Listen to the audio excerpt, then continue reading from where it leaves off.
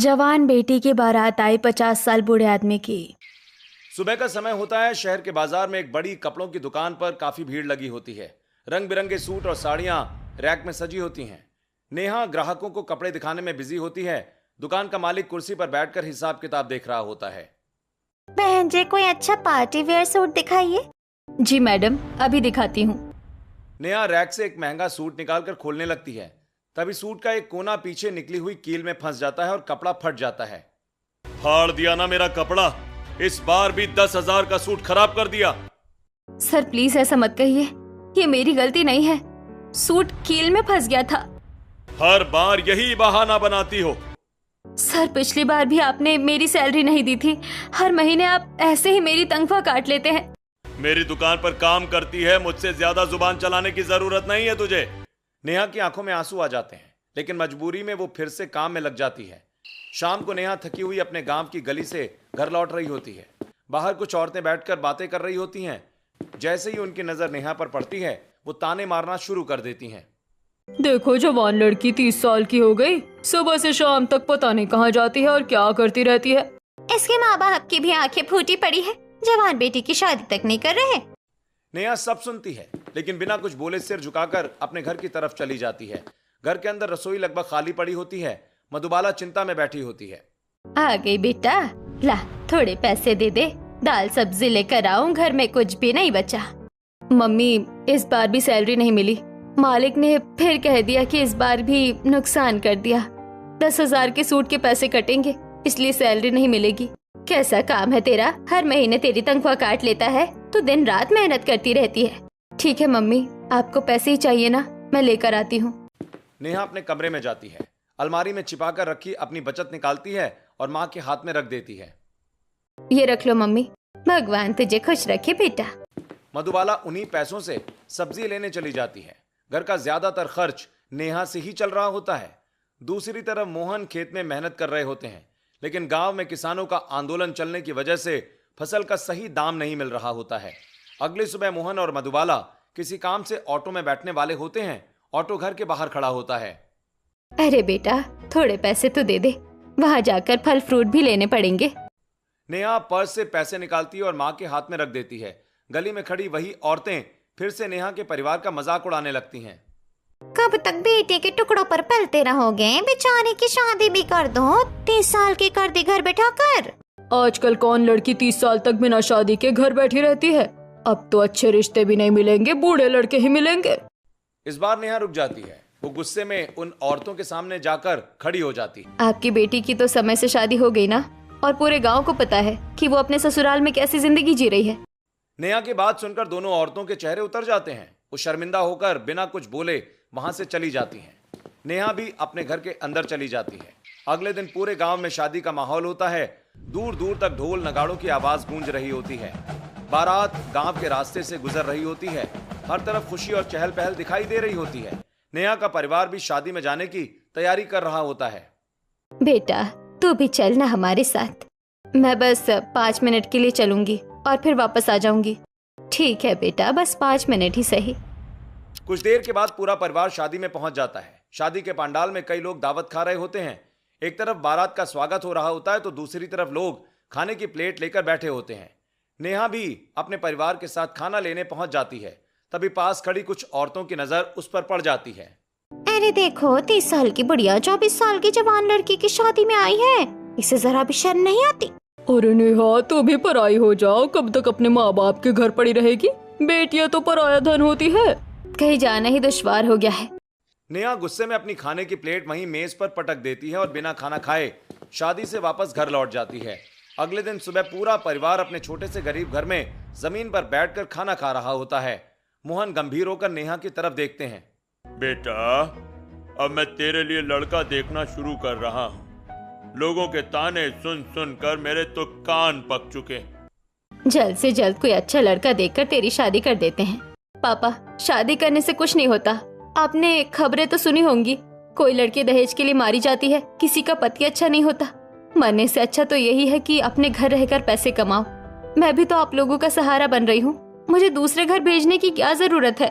बेटा, हम समाज की रीति से अलग तो नहीं चल सकते ना। सभी लड़कियों की शादी होती है और हमें तेरी भी करनी पड़ेगी। मम्मी, किसी भी लड़की का शादी करके भला नहीं हुआ। आप मेरी शादी क्यों करना चाहती हो? नहीं बेटा, ऐसी बात नहीं करते। कल मैं कुछ रिश्ते वालों को बुला रहा हूँ, वो तुझे देखने आएंगे। हमें समाज में भी तो रहना है ना। अगर लड़की को घर बिठाए रखेंगे तो लोग हमें जीते जी मार देंगे। नेहा चुपचाप बैठ जाती है। उसकी आंखों में गुस्सा होता है। अगले दिन दोपहर में मिडिल क्लास परिवार नेहा को देखने आता है। घर में चाय नाश्ते की तैयारी होती है। नेहा सादे कपड़ों में ट्रे लेकर मेहमानों के सामने आती है। पहली नजर में सभी लोग नेहा को पसंद कर लेते हैं। नमस्ते। नमस्ते। लड़की बहुत संस्कारी लग रही है। जी, हमारी बेटी घर और बाहर दोनों की जिम्मेदारी निभाना जानती है। कुछ देर दोनों परिवार बातचीत करते हैं। राघव और नेहा को अकेले बात करने का मौका दिया जाता है। दोनों एक दूसरे को पसंद कर लेते हैं। परिवार वाले खुशी खुशी रिश्ता पक्का कर देते हैं। शादी कुछ महीनों के बाद रखने का फैसला होता है। रिश्ता तय हो जाने के बाद नेहा और राघव की फोन पर बातें शुरू हो जाती हैं। दोनों एक दूसरे को समझने की कोशिश करते हैं। कभी पार्क में तो कभी कैफे में उनकी मुलाकात भी होती रहती है। आपकी जो भी इच्छा होगी मैं वही करूंगा। मुझे अच्छे से पता है कि रिलेशनशिप और वर्क लाइफ को कैसे बैलेंस करके चलना चाहिए। ये तो बहुत अच्छी बात है। आजकल बहुत कम लड़के ऐसी बातें समझते हैं। मैं शादी के बाद भी नौकरी करना चाहती हूँ।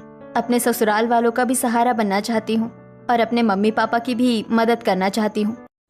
बिल्कुल, अपने माँ बाप की मदद करना हर बच्चे की जिम्मेदारी होती है। मुझे इसमें कोई परेशानी नहीं है। एक दिन दोनों शहर के एक छोटे से कैफे में बैठे कॉफी पी रहे होते हैं। दोनों हंसते हुए भविष्य की बातें कर रहे होते हैं। हाँ नेहा, मैं चाहता हूं कि हमारी शादी दोस्ती की तरह हो, जहां हम दोनों एक दूसरे का साथ दें। मुझे भी बिल्कुल ऐसा ही रिश्ता चाहिए। कैफे के बाहर निकलते समय नेहा मनी मन राघव के बारे में सोचती है।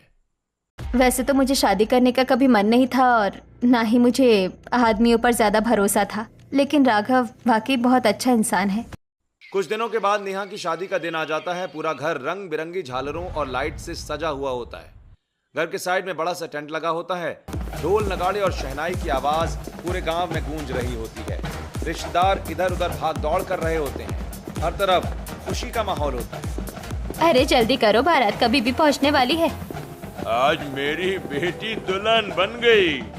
घर के अंदर कुछ लड़कियां नेहा को दुल्हन के जोड़े में तैयार कर रही होती हैं। लाल रंग का लहंगा, माथे पर मांग टीका और हाथों में मेहंदी लगाए नेहा आईने में खुद को देखकर मुस्कुरा रही होती है। दीदी, आज तो आप किसी परी से कम नहीं लग रही। जीजू तो आपको देखते ही देखते रह जाएंगे। बस आप जल्दी से बारात आ जाए। नेहा मनी मन अपने होने वाले पति के साथ नई जिंदगी के सपने देख रही होती है। आज मेरा प्रिंस घोड़ी पर बैठकर मुझे लेने आएगा। आज से मेरी नई जिंदगी शुरू होगी। थोड़ी देर के बाद दूर से ढोल नगाड़ों की तेज आवाज सुनाई पड़ने लगती है। बारात गांव के रास्ते नेहा के घर की तरफ बढ़ रही होती है। घोड़ी पर बैठा दूल्हा शेरवानी और पगड़ी पहने होता है। बाराती खुशी से झूम झूम कर नाच रहे होते हैं। अरे भाई, बारात आ गई। हाँ, बारात आ गई। ये सुनते ही नेहा खुशी खुशी छत पर दौड़ कर जाती है और दूर से अपने दूल्हे को देखने लगती है। यही है मेरे होने वाले पति। दूल्हे के चेहरे पर सेहरा लगा होने की वजह से उसका चेहरा साफ दिखाई नहीं दे रहा होता। घर के बाहर बारात रुकती है। डीजे पर तेज गाने बज रहे होते हैं। लड़की वाले और लड़के वालों के बीच डांस का मुकाबला शुरू हो जाता है। एक एक करके सभी लोग स्टेज के सामने आकर नाच रहे होते हैं। अरे लड़के वालों, आज हार मत मान जाना तुम लोग, समझे? पहले हमें हरा कर तो दिखाओ भैया। दोनों तरफ से जमकर डांस होता है। सभी लोग तालियां बजाकर उनका हौसला बढ़ाते हैं। इसी बीच शहनाई बज रही होती और डीजे की आवाज बहुत तेज होती है। तभी राघव का मोबाइल बजता है। वो घोड़ी से उतरकर थोड़ा दूर चला जाता है और एक कान बंद करके फोन उठाता है। अरे यार, मुझे कुछ सुनाई नहीं दे रहा। यहाँ बहुत ज्यादा शोर है। अगर तुमने उस लड़की से शादी की ना तो मैं जहर खाकर मर जाऊंगी और डेथ नोट में तुम्हारा नाम लिख दूंगी। अरे यार, ये कैसी बातें कर रही हो? हमारी बात तो पहले हुई थी ना। मैंने कहा था ना कि शादी के बाद मैं उसे तलाक दे दूंगा। वो बहुत अच्छी और समझदार लड़की है। मेरी बात समझ जाएगी। अच्छा, अब वो अच्छी भी हो गई और समझदार भी। मुझे पता है तुम मुझे छोड़ दोगे। मैं अभी नस काटने जा रही हूँ। प्लीज ऐसा मत करो, प्लीज। आज रात 12 बजे रेलवे स्टेशन पर मेरा इंतजार करना। अगर तुम नहीं आए तो मैं ट्रेन के नीचे आकर जान दे दूंगी। अरे यार, ऐसी बातें मत करो। मैं आता हूँ। राघव घबराकर फोन काट देता है और गहरी सांस लेने लगता है। उसी समय बारात में एक फूफा जी नशे में धुत होकर जोर जोर से डांस करने लगते हैं। सब लोग उन्हें देखकर हंसने लगते हैं। तभी पीछे से राघव के मामा जी वहां पहुंच जाते हैं। अरे राघव, कब तक यहीं खड़ा रहेगा बेटा? चल, तेरी दुल्हन तेरा इंतजार कर रही है। बस मामा जी 2 मिनट, जरा टॉयलेट होकर आता हूँ। वैसे भी शादी की थोड़ी घबराहट हो रही है। हाँ। अरे मेरे शेर, हम सब तेरे साथ हैं, डरने की क्या बात है? मामा जी वापस डांस करने चले जाते हैं। राघव अपना सेहरा संभालकर फिर से घोड़ी पर बैठ जाता है ताकि किसी को उसकी परेशानी का पता न चल सके। छत पर खड़ी नेहा अपने दूल्हे को मुस्कुराते हुए देख रही होती है। थोड़ी देर के बाद राघव घोड़ी से उतरता है और सबके कहने पर एक छोटा सा डांस करता है। सभी लोग तालियां बजाने लगते हैं। वाह भाई वाह, दूल्हे राजा, एक बार और। जीजू तो बड़े अच्छे डांसर निकले। पूरे माहौल में हंसी और खुशी छाई होती है। इसके बाद द्वारचार की रस्म शुरू होती है। नेहा की मां आरती की थाली लेकर दामाद का तिलक करती हैं। सभी लोग फूल बरसाते हैं और दूल्हे का स्वागत करते हैं। दामाद जी, हमारे आंगन में आपका स्वागत है। हाँ, धन्यवाद माँ जी। सालियां दूल्हे का रास्ता रोक लेती हैं। पहले नेक मिलेगा तभी अंदर जाने देंगे। अच्छा जी, लो फिर, ये रहा तुम्हारा नेक। राघव हंसते हुए उन्हें पैसे दे देता है और सभी लोग हंस पड़ते हैं। कुछ देर के बाद सभी लोग मंडप में बैठते हैं। मंत्रों की गूंज के बीच नेहा और राघव 7 फेरे लेते हैं। राघव नेहा की मांग में सिंदूर भरता है और मंगलसूत्र पहनाता है। चारों तरफ तालियों की गड़गड़ाहट सुनाई पड़ने लगती है। ओम मंगलम भगवान विष्णु मंगलम गरुड़ध्वज मंगलम पुंडरीकाक्षम मंगलाय तनो हरि। आज से आप दोनों पति पत्नी हैं। ईश्वर आपके जीवन को सुखमय बनाए। उधर सालियां चुपके से राघव के जूते चुरा लेती हैं।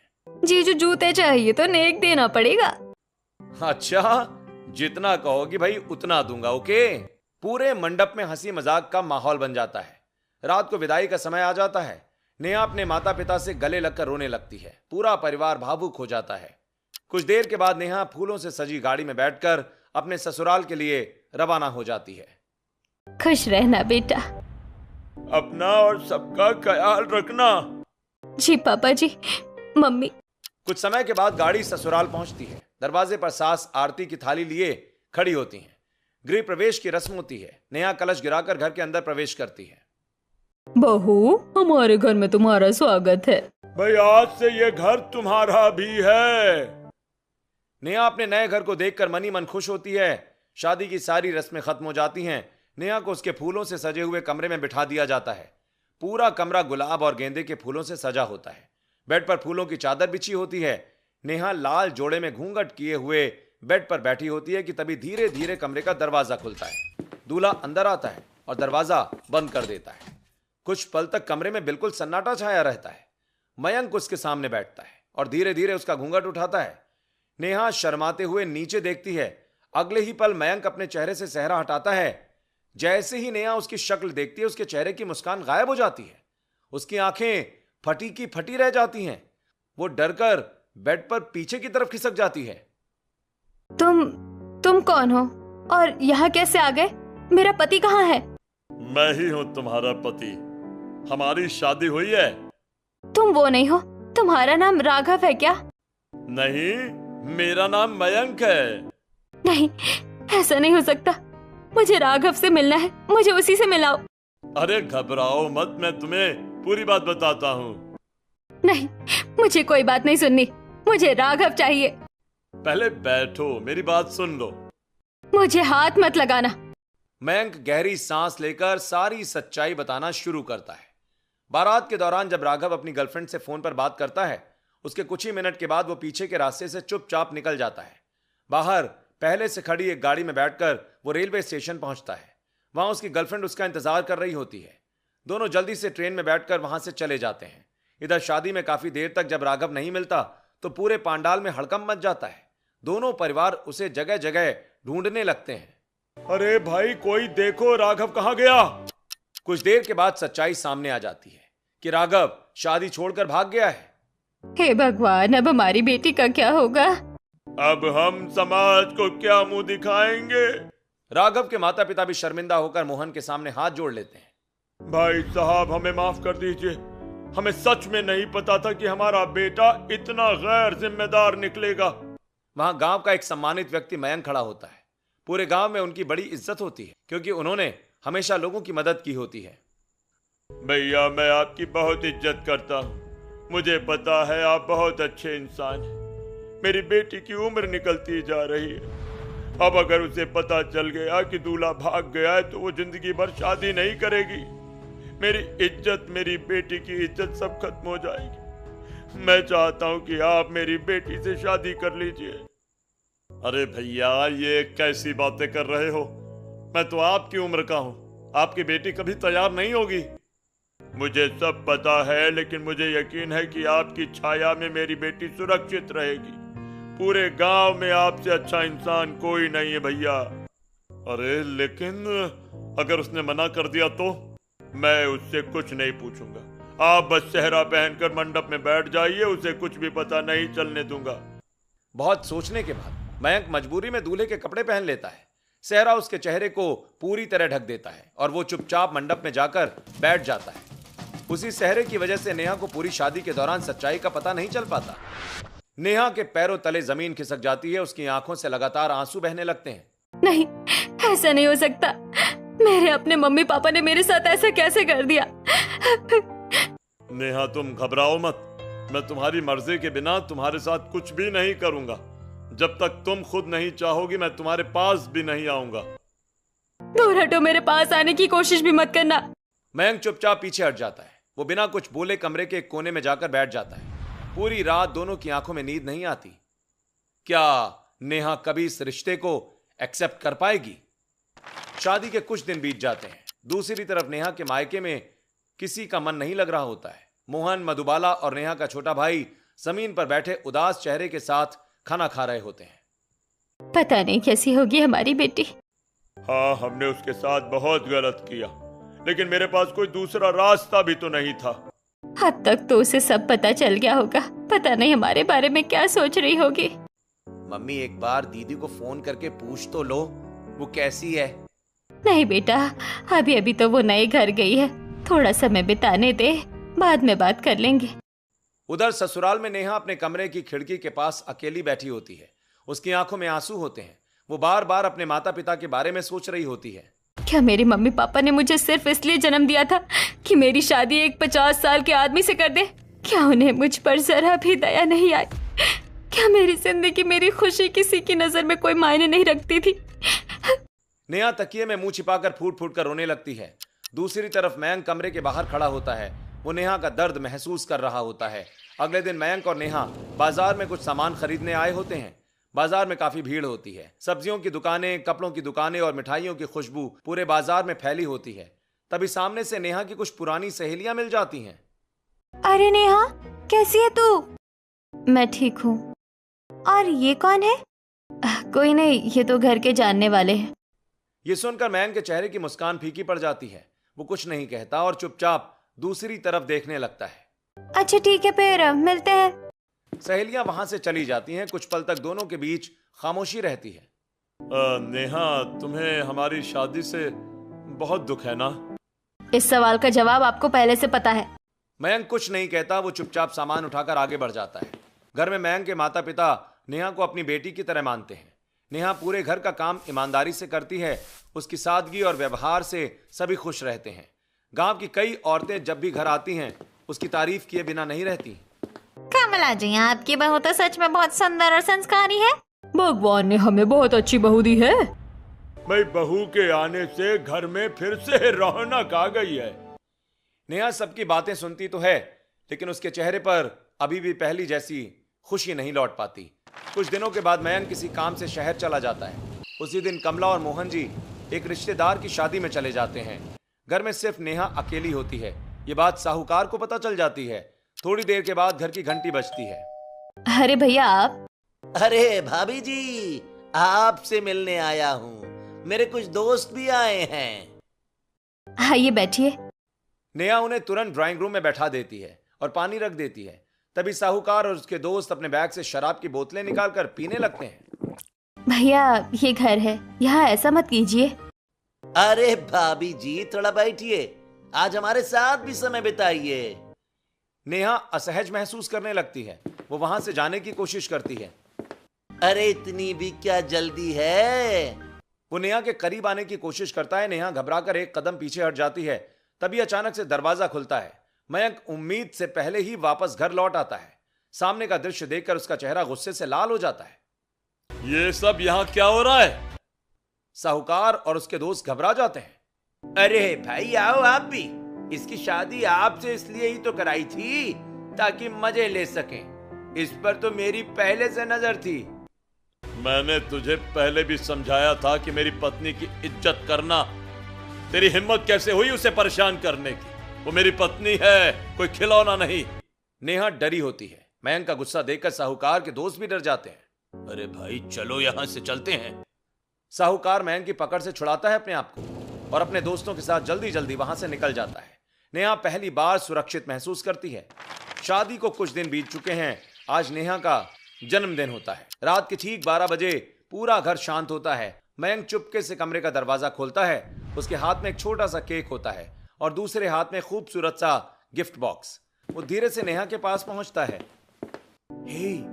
ए नेहा, उठो। नेहा नींद से उठकर बैठती है और सामने मयंक को देखकर हैरान रह जाती है। जन्मदिन मुबारक हो। मेरी खुशी खरीदने की कोशिश मत कीजिए। मैं आपसे बहुत ज्यादा नफरत करती हूँ। ठीक है, जब तुम्हारा मन करे तब केक काट लेना। मयंक केक और गिफ्ट ड्रेसिंग टेबल पर रखकर कमरे के दूसरे कोने में चला जाता है। समय बीतता रहता है। केक पर लगी मोमबत्तियां पूरी तरह पिघलकर केक पर गिर जाती हैं। नेहा उठकर उस केक को देखती है। उसकी आंखों में गुस्सा भर जाता है। मुझे कोई सेलिब्रेशन नहीं चाहिए। पहले ही मेरी जिंदगी बर्बाद हो चुकी है। वो गुस्से में केक को उठाकर जमीन पर फेंक देती है। अगली सुबह नेहा के मोबाइल पर कई सारी मिस कॉल पड़ी होती हैं। कई दिनों से वो अपने माता पिता का फोन नहीं उठा रही होती है। आज जन्मदिन होने की वजह से वो फोन उठा लेती है। जन्मदिन मुबारक हो बेटा। मेरी तरफ से भी जन्मदिन की ढेर सारी शुभकामनाएं बिटिया। जन्मदिन मुबारक मत कहिए। अगर कहना है तो जिंदगी मुबारक कहिए। आप लोगों ने मेरी शादी एक 50 साल के आदमी से कर दी। एक बार भी मेरी हाँ या ना पूछना जरूरी नहीं समझा। बेटा वो बहुत अच्छा इंसान है। पूरा गांव उसकी इज्जत करता है। वो तुझे हमेशा खुश रखेगा। मुझे अच्छी तरह पता है कौन मुझे खुश रखेगा और कौन नहीं। जब मेरे अपने ही मुझे खुश नहीं रख पाए तो कोई और क्या रखेगा। आज के बाद मुझे फोन मत कीजिए। नेहा गुस्से में फोन काट देती है। दूसरी तरफ मोहन और मधुबाला उदास होकर बैठ जाते हैं। आप चिंता मत कीजिए। अभी नई नई शादी हुई है। धीरे धीरे सब ठीक हो जाएगा। पता नहीं, उसने तो हमसे रिश्ता ही तोड़ दिया। अगले दिन मयंक और नेहा बाजार से सामान लेकर लौट रहे होते हैं। तभी अचानक तेज बारिश शुरू हो जाती है। मयंक तुरंत अपने बैग से छाता निकालकर खोल देता है और नेहा के ऊपर कर देता है। भीग जाओगी, आ जाओ छतरी के नीचे। मुझे आपकी मदद की जरूरत नहीं है। नेहा गुस्से में छाता उसके हाथ से हटाकर सड़क पर फेंक देती है और खुद बारिश में भीगते हुए आगे बढ़ जाती है। एक दिन तुम्हें मेरी अच्छाई नेहा जरूर दिखाई देगी। मयंक खुद भी भीगते हुए उसके पीछे पीछे चलता रहता है। कुछ दिन के बाद एक सुबह नेहा बिना किसी को बताए घर से बाहर निकल जाती है। वो अकेली सड़क पर चल रही होती है। तभी 2 मोटरसाइकिलों पर 4 बदमाश वहां पहुंचते हैं। अबे यही है, पकड़ ले इसे। चारों बदमाश नेहा को जबरदस्ती उठाकर एक सुनसान गोदाम में ले जाते हैं। वहां उसे कुर्सी से बांध दिया जाता है। छोड़ दो मुझे जाने दो। तेरे साथ हमें कुछ नहीं करना। हमें तो बस तेरा पति चाहिए। दूसरी तरफ घर पर मयंक परेशान होकर नेहा को फोन करता है, लेकिन उसका फोन बंद जाता है। आखिर ये कहां गई? वो नेहा की सहेलियों और जान पहचान वालों को फोन करता है, लेकिन किसी को भी उसके बारे में कुछ पता नहीं होता। तभी अचानक मयंक को याद आता है कि सुरक्षा के लिए उसने पहले से ही नेहा के फोन में ट्रैकर लगा रखा होता है। ये लोकेशन तो किसी पुराने गोदाम की तरफ दिखा रही है। मयंक तुरंत अपनी गाड़ी लेकर उस जगह के लिए निकल पड़ता है। मयंक गोदाम के अंदर पहुंचता है। सामने नेहा कुर्सी से बंधी होती है और चारों गुंडे उसके आसपास खड़े होते हैं। मेरी पत्नी को छोड़ दो। हमें तेरी पत्नी नहीं चाहिए थी। हमें तो बस तुझे यहां बुलाना था। चारों गुंडे एक साथ मयंक पर हमला कर देते हैं। मयंक पूरी कोशिश करता है कि गुंडों का ध्यान अपनी तरफ रखे ताकि नेहा सुरक्षित रहे। वो लगातार मार खाता रहता है। कुछ देर के बाद गुंडे उसे बुरी तरह घायल छोड़कर वहां से भाग जाते हैं। जैसे तैसे नेहा अपने हाथ की रस्सी खोलती है। वो दौड़कर मयंक के पास जाती है। उसके चेहरे और कपड़ों पर खून लगा होता है। आपने ये सब क्यों किया? मेरी वजह से इतनी मार क्यों खाई? क्योंकि मेरे पास उनसे भी ज्यादा कीमती चीज थी। नेहा को पहली बार महसूस होता है कि मयंक ने बिना किसी स्वार्थ के उसकी रक्षा की है। नेहा तुरंत लोगों की मदद से मयंक को अस्पताल पहुंचाती है और पूरी रात उसके पास बैठी रहती है। शायद मैंने इन्हें गलत समझा था। उसी पल से नेहा के मन में मयंक के लिए नफरत की जगह सम्मान और विश्वास जन्म लेने लगता है। इस घटना के बाद दोनों के रिश्तों में पहली बार दोस्ती की शुरुआत होती है। अब वो उसकी हर छोटी बड़ी जरूरत का ध्यान रखती है। सुबह उसे समय पर दवा देती है, उसके लिए खाना बनाती है और उसके ऑफिस जाने से पहले टिफिन भी तैयार करती है। कुछ ही दिनों में मयंक पूरी तरह ठीक हो जाता है। लगता है तुम्हारी सेवा ने मुझे जल्दी ठीक कर दिया नेहा। अब ज्यादा बातें मत कीजिए, पहले दवाई खाइए। जी मैडम। अब दोनों का रिश्ता पहले जैसा नहीं रहता। एक दिन दोनों साथ में मॉल घूमने जाते हैं, कभी कभार कॉफी पीते हैं। पहली बार दोनों खुलकर हंसते हुए नजर आते हैं। दोनों के बीच धीरे धीरे दोस्ती और अपनापन बढ़ने लगता है। एक शाम अचानक तेज बारिश शुरू हो जाती है। नेहा खुशी खुशी छत पर दौड़ जाती है। वो बारिश में भीगते हुए घूम घूम कर नाचने लगती है। कितना अच्छा मौसम है। मयंक भी मुस्कुराते हुए छत पर आ जाता है। अकेले अकेले ही मजे ले रही हो तुम। वो भी बारिश में नेहा के साथ नाचने लगता है। दोनों बारिश में बच्चों की तरह खिलखिलाकर हंस रहे होते हैं। अब दोनों रोज शाम को साथ में वॉक पर जाने लगते हैं। मयंक हर पल नेहा को मुस्कुराते हुए देखता रहता है। उसे बस नेहा की खुशी में अपनी खुशी दिखाई पड़ती है। क्या बात है, आज बार बार मुझे ही देख रहे हो?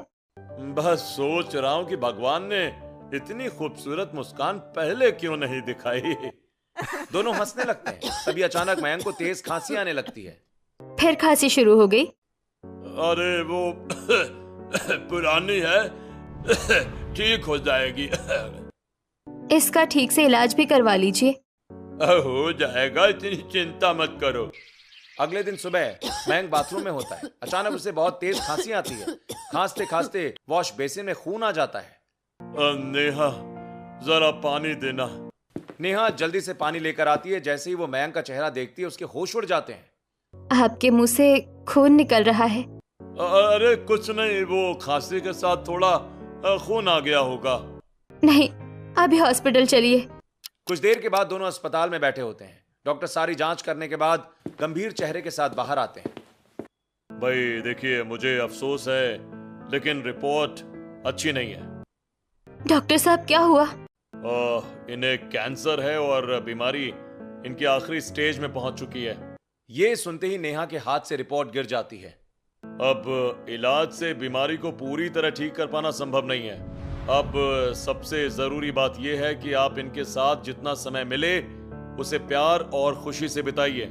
डॉक्टर, कोई तो रास्ता होगा। काश मैं इससे बेहतर खबर दे पाता आपको। अस्पताल से लौटते समय दोनों गाड़ी में बैठे होते हैं। नेहा लगातार रो रही होती है। हम किसी और डॉक्टर के पास चलेंगे, विदेश भी जाएंगे। मैं आपको कुछ नहीं होने दूंगी। अरे सुनो, डरने की कोई जरूरत नहीं है। मैं हमेशा तुम्हारे साथ रहूंगा, चाहे इस दुनिया में रहूं या नहीं। मैं आपको खोना नहीं चाहती। अभी तो हमारे रिश्ते की शुरुआत हुई थी। घर पहुंचकर मयंक अपने माता पिता को सारी रिपोर्ट दिखाता है। दोनों रिपोर्ट पढ़ते ही घबरा जाते हैं। पापा मम्मी देखिए, अब मेरे पास ज्यादा समय नहीं है। बेटा ऐसी बातें मत कर, हम बड़े से बड़े डॉक्टर से इलाज कराएंगे। हाँ बेटा, भगवान सब ठीक करेगा। अगर मेरे साथ कुछ हो जाए तो मैं चाहता हूँ कि नेहा की जिंदगी फिर से बस जाए। माता पिता की आंखों से आंसू बहने लगते हैं। अगले कुछ दिनों में मयंक अपने एक भरोसेमंद परिवार के लड़के से नेहा के भविष्य की बात करता है। बहुत सोच विचार के बाद रिश्ता तय हो जाता है। ये सब मत कीजिए, मैं आपको छोड़कर कहीं नहीं जाऊंगी। तुम्हें क्या लगता है ये सब मुझे आसान लग रहा है? लेकिन मैं नहीं चाहता कि मेरी वजह से तुम्हारी पूरी जिंदगी अकेले बीते। मुझे कोई दूसरी जिंदगी नहीं चाहिए। मयंक उसके सिर पर बड़े प्यार से हाथ रखता है और उसके माथे को चूम लेता है। तुम बहुत मजबूत हो और हमेशा रहोगी। कुछ समय के बाद घर में नेहा की दूसरी शादी की तैयारियां शुरू हो जाती हैं। उसके मायके वाले भी आ जाते हैं। बेटा, हमें माफ कर देना। हमें नहीं पता था कि मयंक इतनी बड़ी बीमारी से लड़ रहा है। मम्मी, इसमें आपकी कोई गलती नहीं है। मयंक जैसा इंसान मुझे जिंदगी में दोबारा कभी नहीं मिलेगा। वो सचमुच हीरा है। शादी का मंडप सजा होता है। बारात आ चुकी होती है। ढोल नगाड़े बज रहे होते हैं, लेकिन नेहा के चेहरे पर कोई मुस्कान नहीं होती। वो बार बार मयंक की तरफ देख रही होती है, जो दूर बैठकर उसे मुस्कुराने की कोशिश कर रहा होता है। ओम मंगलम भगवान विष्णु मंगलम गरुणध्वज मंगलम पुंडरीकाक्ष मंगलाय तनोहरि। अब दूल्हा दुल्हन की मांग में सिंदूर भरे। जैसे ही दूल्हा नेहा की मांग में सिंदूर भरता है, उसी क्षण दूर बैठे मयंक की सांसें धीमी पड़ने लगती हैं। परिवार वाले घबरा जाते हैं। मयंक बेटा, आंखें खोल। नेहा ये देखकर दौड़कर मयंक के पास पहुंच जाती है। मयंक, मुझे छोड़कर मत जाइए, उठिए प्लीज। मयंक आखिरी बार हल्की सी मुस्कान देता है और हमेशा के लिए अपनी आंखें बंद कर लेता है। पूरे घर में मातम छा जाता है। एक तरफ नेहा की विदाई की तैयारी होती है, तो दूसरी तरफ मयंक की अंतिम यात्रा की। बेटा, अब तो दूसरे घर की बहू बन चुकी है, तुझे विदा होना होगा। नेहा रोते रोते विदा होती है। उसी समय दूसरी तरफ मयंक की अर्थी उठती है।